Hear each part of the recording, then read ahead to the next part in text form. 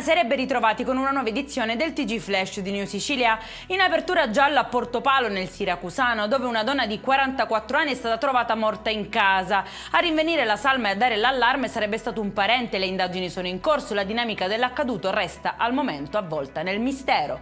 Assolto dalla Corte d'Assise d'Appello perché il fatto non sussiste dall'accusa di omicidio Carlo Di Liberto. Il 49enne era finito sotto processo per la morte della compagna polacca trovata a cadavere in strada in via Settembrini a Palermo.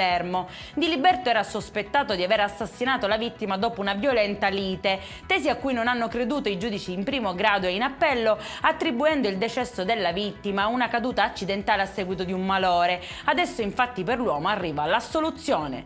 E ci spostiamo a Catania. La Polizia di Stato ha denunciato un 23enne che nascondeva una pistola con le munizioni nella camera da letto. Tutto il materiale rinvenuto è stato sequestrato e sottratto alla disponibilità dell'uomo in attesa di ulteriori indagini. Solidarietà per i detenuti in Sicilia. Il garante regionale ha donato 2.500 coperte a 15 istituti penitenziari dell'isola. Il presidente Schifani sottolinea l'impegno e il rispetto per la dignità dei detenuti. In un'ottica di umanizzazione della pena, la distribuzione è avvenuta secondo le necessità di ogni struttura.